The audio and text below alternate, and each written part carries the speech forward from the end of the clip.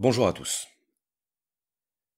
Dans ma vidéo consacrée à Spinoza, j'annonçais que j'avais pris mon temps avant de réaliser cette vidéo, parce qu'on ne s'attaque pas à un monument de la philosophie tel que Spinoza sans s'y être préparé. Aujourd'hui, je publie une vidéo sur Hegel, et si la précaution était valable pour Spinoza, elle devient indispensable s'agissant de Hegel. Faire une vidéo sur un penseur de ce calibre, c'est prendre un énorme risque. C'est partir du principe qu'on n'aura pas le temps de tout dire, et que dire le tout de la philosophie de Hegel, c'est aussi compliqué que dire le tout court. Car en l'occurrence, la philosophie de Hegel se veut, elle aussi, une philosophie de la totalité. Alors, au lieu de passer par des chemins détournés, au lieu d'emprunter un langage trop abstrait, j'ai fait le choix, méthodologique, de vous introduire à la pensée de Hegel à travers ce que j'estime être son concept fondamental. Et le concept fondamental, à mon sens, de la philosophie hegelienne, c'est le concept de dialectique. Alors quand je définis la dialectique comme un concept, je fais déjà une première approximation, peut-être même une première erreur. Mais ce n'est pas grave parce que, vous le verrez, avec Hegel, l'erreur fait partie de la connaissance. Pourquoi est-ce que la dialectique n'est pas, à proprement parler, un concept ? Parce qu'un concept, ça renvoie à une idée générale. Ça renvoie à une abstraction. Par exemple, le concept de liberté, le concept de bonheur, le concept de droit. Alors que la dialectique, ça renvoie non pas à une idée, mais plutôt à un mode de fonctionnement, à un processus dynamique. La dialectique, ça désigne la manière dont le réel se comporte. Alors ça peut paraître étonnant de parler du comportement du réel, comme si le réel était doté d'intention, comme s'il était doté d'une personnalité. Est-ce que Hegel personnifie le réel ?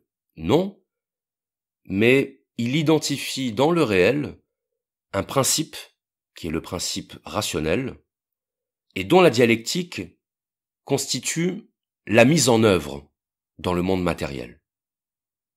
On va évidemment revenir sur tout ça, mais avant je dois faire une parenthèse en évoquant brièvement la dialectique dans la Grèce antique. Chez Socrate, la dialectique désigne un mode de raisonnement basé sur le principe de la réfutation. La dialectique, c'est une méthode qui permet de soumettre l'interlocuteur à une série de contradictions, une série de réfutations, et qui permet, au terme du processus de réfutation, de parvenir à une vérité, de parvenir à une connaissance solide qui aura triomphé de l'épreuve de la contradiction. Et c'est quelque chose qu'on utilise encore aujourd'hui, notamment dans la méthode scientifique, à savoir qu'on teste des hypothèses et on écarte toutes les hypothèses qui se révèlent fausses, qui se révèlent invalides, et par là même, on conserve ce qui aura su résister à l'épreuve de la contradiction. On dira donc que la dialectique, c'est une méthode qui consiste à parvenir au vrai par élimination successive du faux. Si je devais simplifier à outrance, je dirais que ça rejoint le raisonnement par élimination.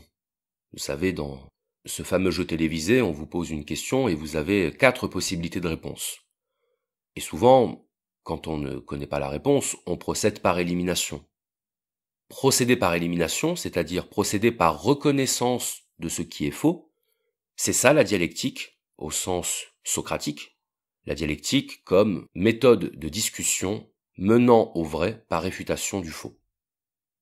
Sauf que dans cette vidéo, on va parler de la dialectique chez Hegel, et que chez Hegel, la dialectique ne se résume pas à cette méthode de raisonnement ou d'investigation du vrai.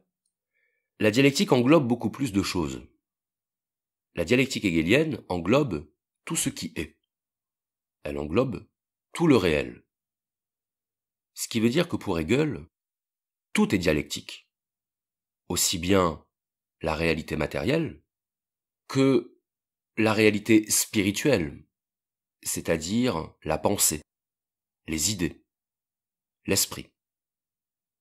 Et s'il fallait définir brièvement la dialectique chez Hegel, on pourrait dire que la dialectique désigne le processus qui fait que tout ce qui existe passe toujours par son contraire.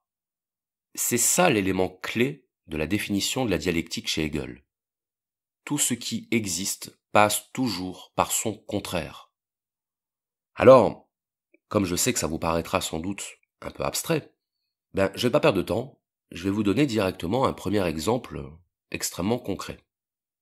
On va prendre l'exemple de l'étudiant qui décide de faire une école de commerce. Il a son bac en poche et il se dit, maintenant je vais pouvoir enfin choisir ce que j'ai envie de faire. Et donc il choisit l'école de commerce. Et là, le premier semestre se déroule et notre étudiant commence à sentir que ça lui plaît pas tant que ça. Il s'ennuie, il sent qu'il n'est pas fait pour ça. Mais comme on lui a inculqué la responsabilité, il va jusqu'au bout de son année, il la valide. Et là où ses parents sont très fiers de lui, qu'il ait validé son année, lui se retrouve avec une forme de gêne, une forme de frustration. Certes, il a eu son année, mais il n'a éprouvé aucun plaisir à faire ce qu'il faisait, il n'a aucune satisfaction, aucune gloire, et il se demande même si il n'a pas fait une erreur.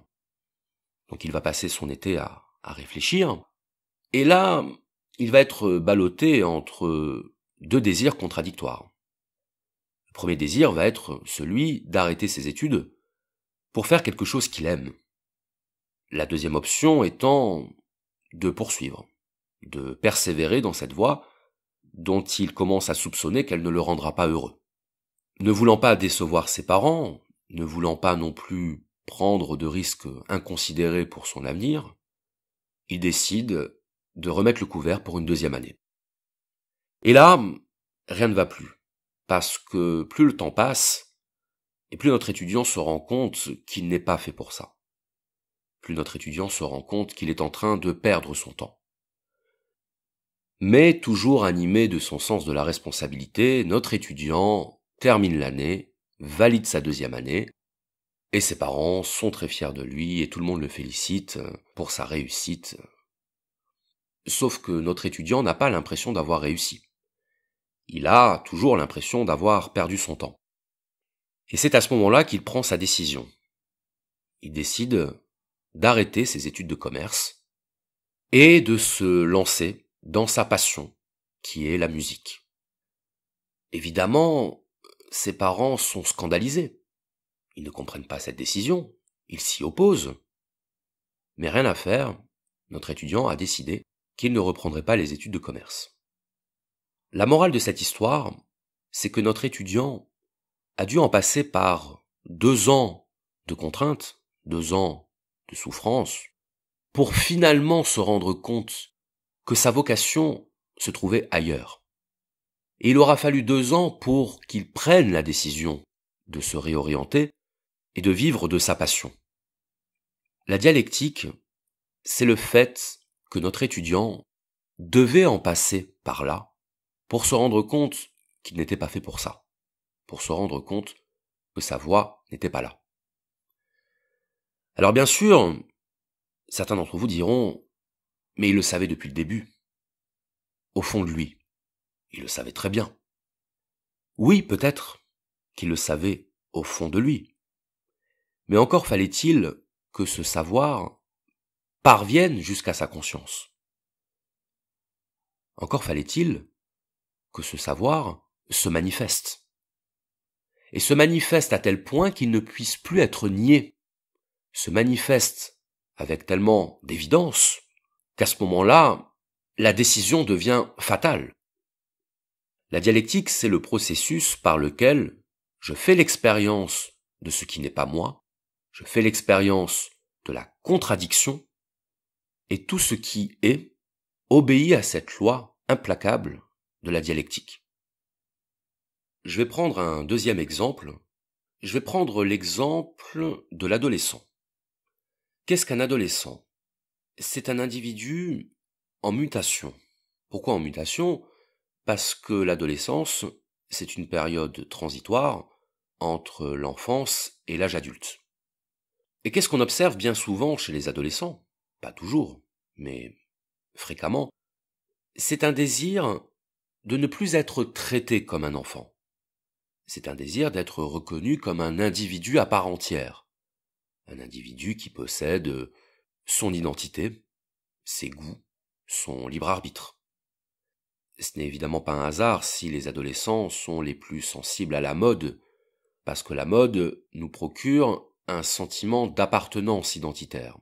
C'est donc une médiation vers la construction de l'identité individuelle. Et remarquez comme l'adolescent est en opposition avec les schémas traditionnels, et notamment avec le schéma autoritaire de ses parents. L'adolescent se construit par opposition à l'autorité parentale. Ça pourra passer par des choses extrêmement concrètes. Se teindre les cheveux en vert, s'habiller comme l'as de pique, enfin, tout ce que les adolescents savent faire pour se distinguer. Et le parent qui se trouve confronté à la crise d'adolescence, et le mot crise est intéressant puisqu'il fait référence à l'idée de mutation, justement. Parent qui est confronté à ça, il a deux options. La première option, c'est de vouloir empêcher cette crise, de vouloir l'endiguer. Donc il va, par exemple, ordonner à son enfant de se faire décolorer les cheveux, de s'habiller de manière un petit peu plus classique, et de bien vouloir cesser de faire l'intéressant. Ça, c'est la première réaction. La deuxième réaction, ça consiste à se dire que ce qui définit l'adolescence, c'est précisément l'opposition. C'est l'opposition comme moyen d'affirmation de soi et de construction individuelle. Partons de là que l'adolescent se comporte en adolescent ne doit pas être considéré comme un problème à résoudre. Il faut que l'adolescent en passe par là pour se construire et pour devenir l'adulte qu'il est appelé à devenir. On ne peut pas s'opposer à une étape qui est fatale. On ne peut pas s'opposer à quelque chose qui de toute façon doit arriver. Parce que s'il ne passe pas par cette étape, l'adolescent ne deviendra jamais un adulte.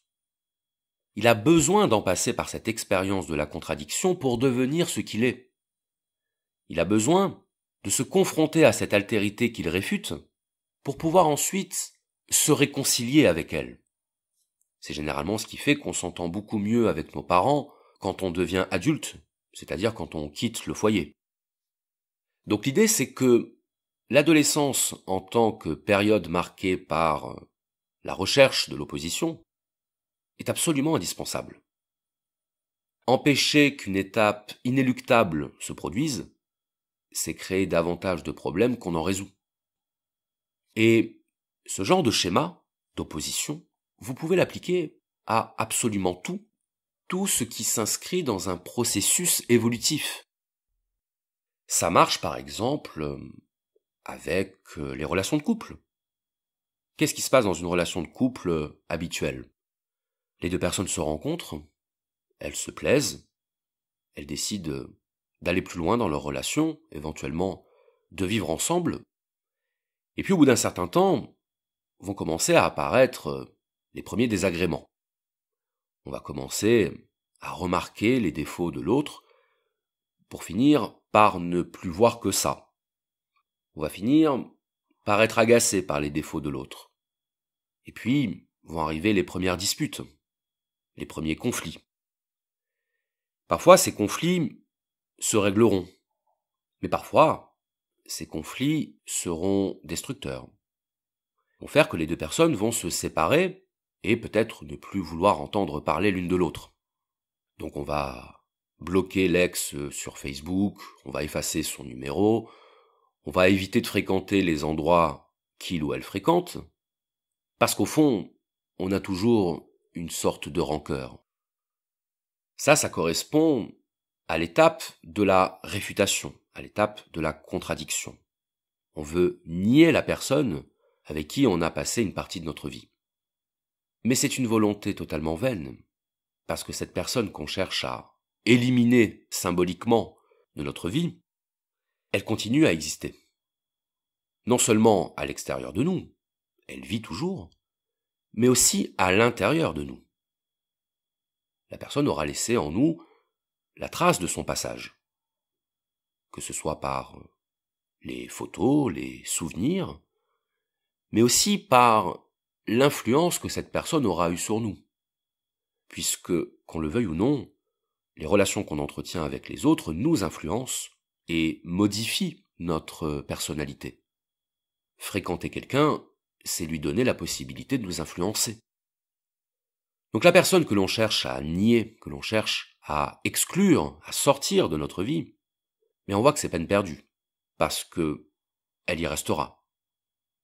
Et c'est là qu'on en arrive à la troisième étape du processus dialectique, qui consiste dans la réconciliation. C'est le fait de se dire que cette personne dont on ne veut plus entendre parler, elle nous a malgré tout apporté des choses. Elle a contribué, en partie, à faire de nous ce que nous sommes. Donc, vouloir nier cette personne, ce serait comme vouloir nier une partie de soi. Or, vouloir nier une partie de soi, c'est destructeur. Et l'être humain ne peut pas vivre indéfiniment dans l'autodestruction. La réconciliation, ou le pardon, va être le moyen de dépasser la contradiction. Pardonner, c'est considérer que tout ce qui a eu lieu devait avoir lieu et qu'on comprend que ça ait dû avoir lieu. On comprend que le conflit était finalement inévitable, mais que ce n'est pas parce que le conflit était inévitable que tout s'arrête à ce conflit. Ce n'est pas parce que le conflit devait arriver qu'on ne peut pas dépasser le conflit. Et en se réconciliant, même virtuellement, avec la personne avec laquelle on est en conflit, on passe le troisième stade de la dialectique, le stade de la réconciliation, le stade de l'unification. Hegel utilise un mot en allemand pour désigner ce processus, c'est ce qu'il appelle Aufhebung. Et Aufhebung, c'est un mot qui veut dire trois choses à la fois. Aufhebung signifie tout à la fois supprimer, conserver et dépasser. Et c'est ça le cœur de la dialectique. Une suppression, conservation, dépassement. Pourquoi suppression ? Parce que lorsque je suis en conflit avec quelqu'un ou quelque chose, peut-être avec moi-même, je suis dans un désir de suppression, je suis dans un désir de réfutation de l'autre. Mais en même temps que je le réfute, je conserve en moi ce qu'il m'a apporté. Je conserve en moi la trace de son passage. On vient de le voir avec l'exemple du couple qui se sépare.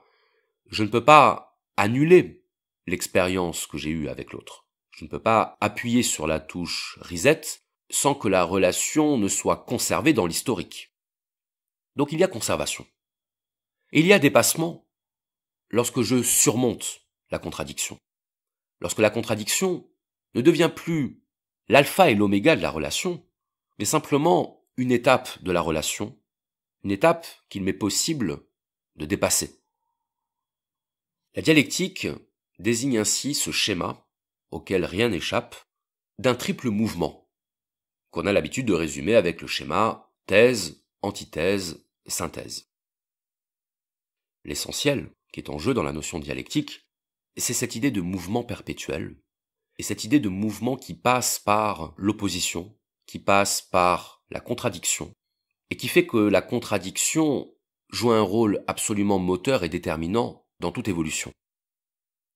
Alors ici, il faut absolument que je fasse une précision, très importante, parce que si je ne la fais pas maintenant, je risquerais de vous donner une mauvaise idée de ce qu'est la dialectique chez Hegel. Depuis tout à l'heure, je parle de la dialectique comme d'un processus qui anime le réel, il anime tout ce qui est. Mais ce qu'il faut bien retenir, c'est que la dialectique concerne également la vie intérieure. La dialectique fonctionne également pour ce qui relève de la pensée, de la conscience, de l'esprit. C'est-à-dire que nos idées elles-mêmes sont soumises à ce schéma dialectique et à cette évolution qui passe elle aussi par la contradiction. Nos pensées n'échappent pas au processus dialectique.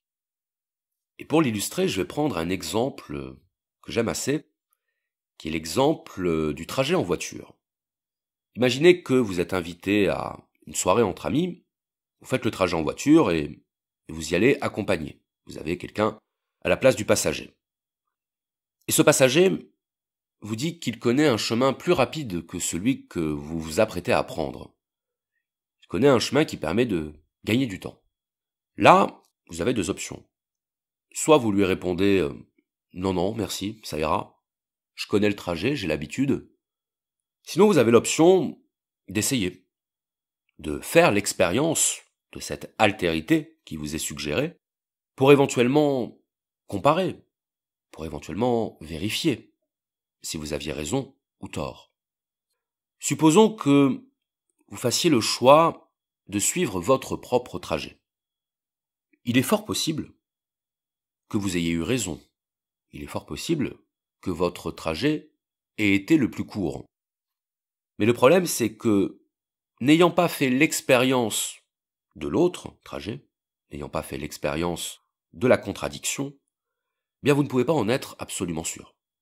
Vous vivez à ce moment-là dans la certitude de votre savoir, vous vivez à ce moment-là dans la croyance, mais cette croyance, vous ne l'avez pas exposée au feu de la contradiction.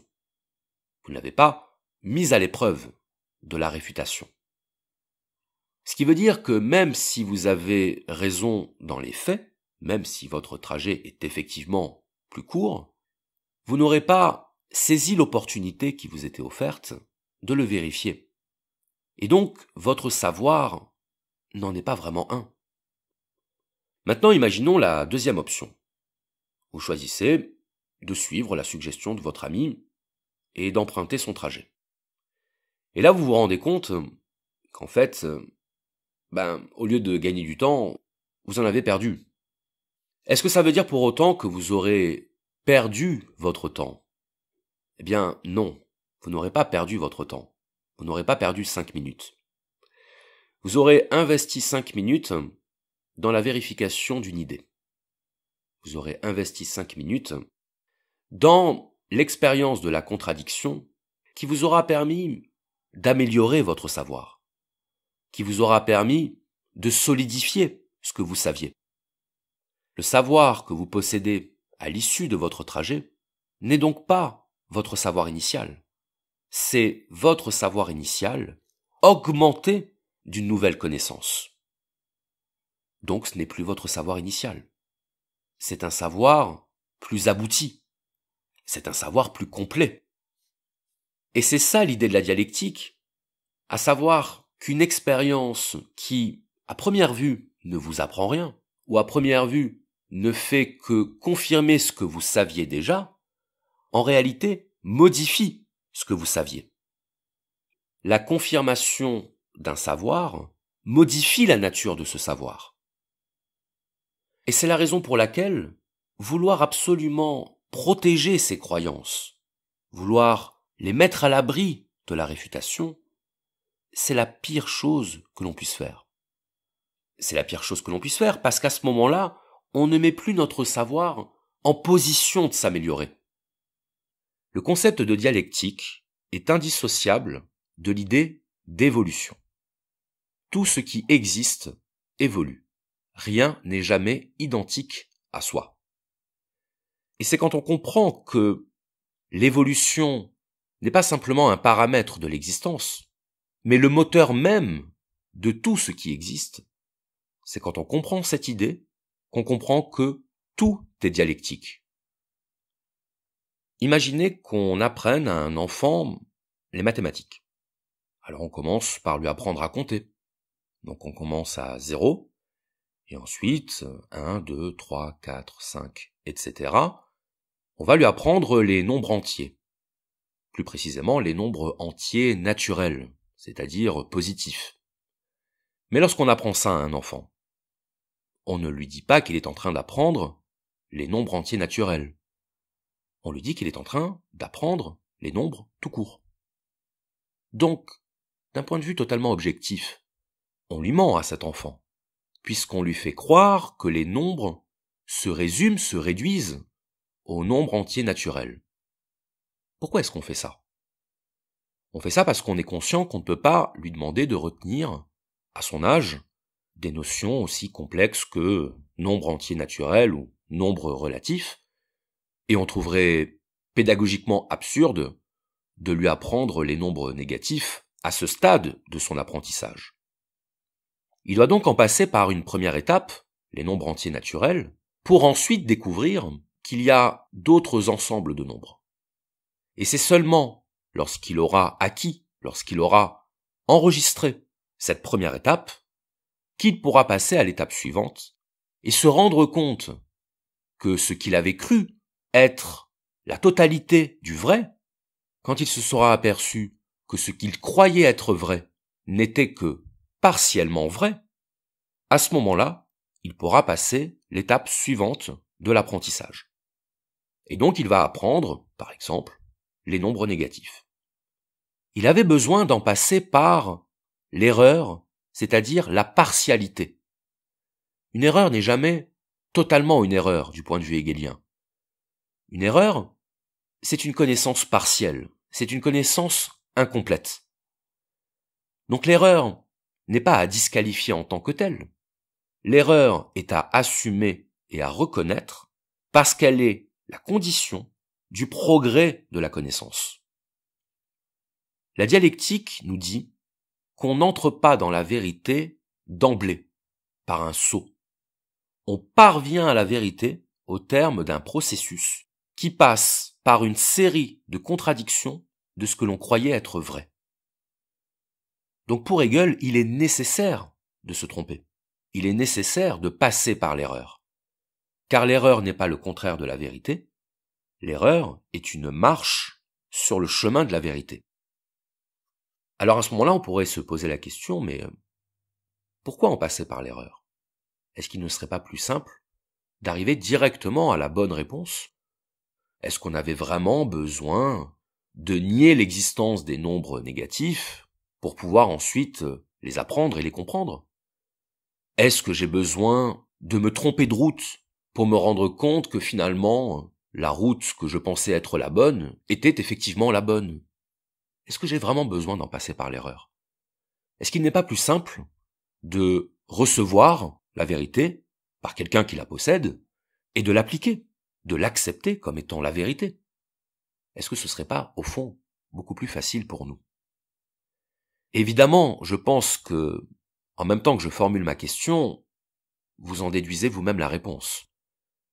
C'est que, si je fais ça, là ça suppose beaucoup trop de choses qui me font abandonner mon pouvoir de vérification, mon pouvoir d'apprentissage personnel. Et ça, Hegel le réfute. Pour Hegel, nous ne devons pas recevoir la connaissance d'une autorité extérieure. Donc ce qui veut dire une chose très importante d'un point de vue hegelien, c'est que la connaissance est toujours le fruit d'une expérience individuelle. À l'échelle de l'individu, la connaissance, elle procède d'une expérience personnelle. Alors qu'est-ce qu'on appelle une expérience personnelle? Bien pour Hegel, l'expérience, c'est tout ce qu'on vit. Avoir de la pratique dans un domaine, faire des rencontres, lire des livres, tout ça, ça fait partie de l'expérience personnelle. Nos réflexions, nos introspections, nos méditations, tout ça aussi, ça fait partie de l'expérience personnelle. Tout ce qu'on vit fait partie de l'expérience personnelle. Et tout ce qu'on vit participe du processus de la connaissance. Lorsque vous rencontrez quelqu'un, vous allez apprendre à faire connaissance avec cette personne. Et puis, au bout d'un certain temps, vous allez peut-être franchir une étape dans la relation. Par exemple, vous allez découvrir les défauts de la personne. Étant entendu que j'appelle ici défaut ce qui constitue un défaut à vos yeux. À ce moment-là, peut-être allez-vous faire l'expérience de la déception. De la déception parce que vous vous étiez peut-être construit une image de la personne. Et lorsque vous vous rendez compte que cette personne ne coïncide pas exactement avec l'image que vous vous en étiez faite, vous allez être déçu. Mais finalement, cette déception, ce n'est une déception que de votre point de vue. C'est vous qui aviez mis sur cette personne des attentes qu'elle n'était pour ainsi dire pas en mesure de satisfaire. Vous allez faire l'expérience de la déception et cette expérience en soi va représenter un apprentissage. Elle va représenter une évolution de ce que vous êtes et de ce que vous savez. Car, pour peu que vous soyez attentif à ce sentiment de la déception, vous allez vous dire qu'après tout, cette personne a bien le droit d'être ce qu'elle est. Que vous n'avez peut-être pas le droit d'exiger que cette personne soit ce que vous avez voulu qu'elle soit. Cette expérience, a priori négative de votre point de vue, elle n'est donc pas que négative. Elle n'est pas que négative parce qu'elle aura apporté quelque chose de positif. Elle vous aura apporté la conscience et la compréhension qu'une personne est ce qu'elle est, indépendamment de votre vouloir. Et ça, pour Hegel, c'est décisif. C'est ce qui fait toute la différence. Car une expérience négative a toujours un revers positif. Et le revers positif de l'expérience négative, c'est ce que l'expérience négative nous apprend. L'expérience négative nous apprend quelque chose, et c'est en cela qu'elle est positive, in fine. Elle n'est pas positive quand vous allez la vivre, elle devient positive quand vous l'aurez comprise. Et quand vous aurez compris qu'elle était nécessaire pour que vous compreniez. Ce que nous dit Hegel, c'est que la compréhension ne se fait pas de manière immédiate, elle se fait toujours de manière indirecte, par étapes. Et les étapes qui mènent à la compréhension sont toujours des étapes douloureuses parce qu'elles contredisent ce que l'on pensait savoir, ce que l'on croyait ou ce que l'on désirait. C'est ça la dialectique et c'est ça la vertu de la dialectique.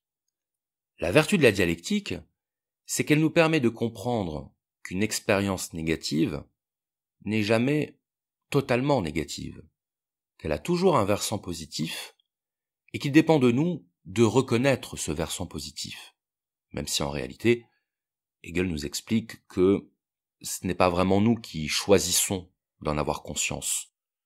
C'est plutôt cette conscience elle-même qui s'impose à nous.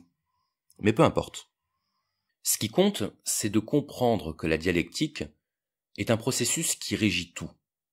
Et quand je dis qui régit tout, je veux dire qui régit à la fois les phénomènes matériels, mais aussi les phénomènes mentaux, les pensées. On construit notre connaissance par négation de notre connaissance antérieure, par négation, par réfutation de ce que l'on croyait être vrai. Car le propre de la croyance, c'est qu'elle se présente toujours à nous sous la forme d'une connaissance. Personne ne pense que sa croyance est irrationnelle ou absurde. Tout le monde a de bonnes raisons de croire ce qu'il croit.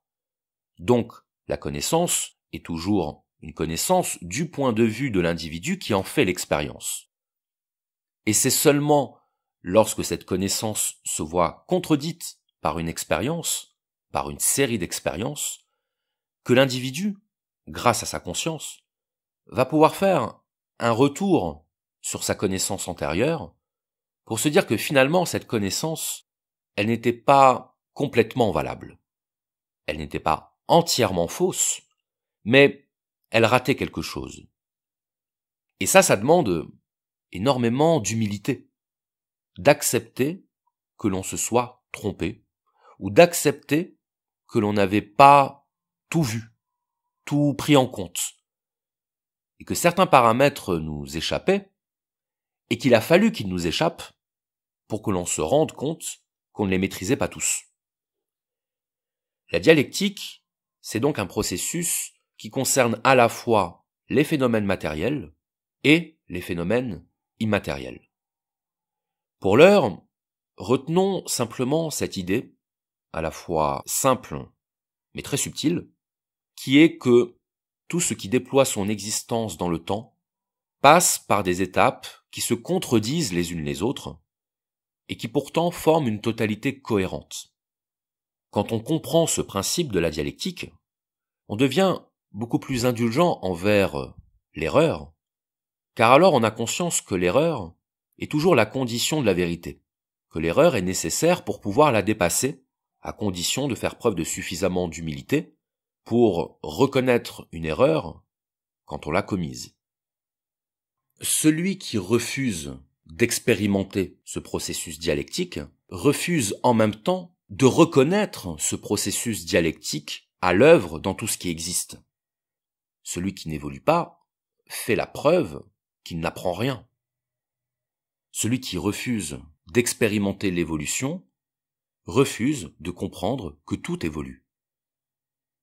Or, qu'est-ce qui a pour fonction de reconnaître ce processus? C'est précisément la conscience. La conscience, c'est ce dont nous sommes dotés, qui nous permet à la fois de savoir que le monde existe, mais aussi de comprendre comment le monde évolue, comment les événements se produisent. Le rôle de la conscience, c'est de reconnaître et d'identifier cela. Être conscient au sens hegelien, ça veut donc dire être attentif aux processus, parfois contradictoires, parfois paradoxaux, qui conduisent à un événement. Et la compréhension est un événement. Comprendre comment le monde évolue, c'est se donner l'occasion de comprendre comment la conscience elle-même évolue. C'est comprendre comment nos pensées se construisent dans le temps, comment nos opinions évoluent au profit de tel ou tel autre. Et c'est comprendre que derrière chacune de nos erreurs, il y a un pas de plus vers la vérité, un pas de plus vers ce que Hegel appelle le royaume de l'esprit. Donc que fait la conscience? La conscience, elle expérimente le monde, et en expérimentant le monde, elle s'expérimente elle-même. Elle expérimente la manière dont elle réagit au monde. Elle expérimente le fait qu'elle se crispe devant une pensée autre, une pensée qui s'oppose. Elle expérimente le fait qu'elle est capable aussi parfois d'accepter la contradiction comme un élément d'évolution, comme un élément qui va la faire progresser. Elle fait l'expérience de sa propre humilité quand elle accepte de se laisser modifier par une nouvelle information, ou elle fait l'expérience de sa résistance et du fait qu'elle ne veut pas évoluer, qu'elle veut rester seule avec elle-même. On fait beaucoup dépendre notre estime de soi-même de nos idées, de nos valeurs, de nos opinions. Et si on s'aperçoit que l'une de nos croyances peut être réfutée, on va rarement accueillir ça avec le sourire. On va plutôt avoir tendance à défendre notre opinion jusqu'au bout, un peu comme un kamikaze qui voudrait à tout prix tuer son ennemi avant de mourir lui-même. Ça, c'est la réaction de l'ego. C'est l'ego qui s'identifie à cette pensée qui veut survivre. Et il a parfaitement raison, en tant qu'ego, de vouloir survivre. Sauf que plus l'ego va chercher à survivre, et plus la vérité au sens hegelien, c'est-à-dire le processus par lequel on améliore notre connaissance, plus la vérité est en péril. L'ego et la vérité ne se battent pas pour la même chose. D'ailleurs, on pourrait dire que la vérité en elle-même ne se bat jamais. La vérité se donne, mais l'ego se bat. Et un ego contredit n'est pas un ego qui se remet en cause. Un ego contredit est un ego qui se défend, qui s'engage dans ce que Hegel appelle une lutte à mort. La lutte à mort, c'est la seule stratégie que l'ego peut adopter en cas de réfutation. C'est la stratégie de la survie. Ce que nous dit Hegel, c'est que la conscience doit mourir à chaque nouvelle contradiction pour renaître enrichie par cette contradiction. L'évolution est le moteur de l'existence. Et évoluer, c'est se donner la possibilité de se réorienter. Évoluer, ce n'est pas nier ce que l'on est. Évoluer, c'est se donner la possibilité de devenir ce que l'on est. Pour Hegel, il n'y a pas d'échec au sens où il n'y a pas à regretter d'avoir été dans l'erreur. Il n'y a pas à regretter d'avoir été dans l'erreur, puisque l'erreur est un morceau de la vérité. Et que ce morceau de la vérité ne pourra grossir que si l'on accepte qu'il n'était que partiel. Ce n'est qu'à l'échelle de l'absolu qu'une vérité peut devenir une vérité. Mais pour ce qui est de notre expérience d'être humain, nous ne sommes jamais dans la vérité. Nous sommes toujours dans la vérité partielle, nous sommes toujours dans le demi-vrai, le demi-faux.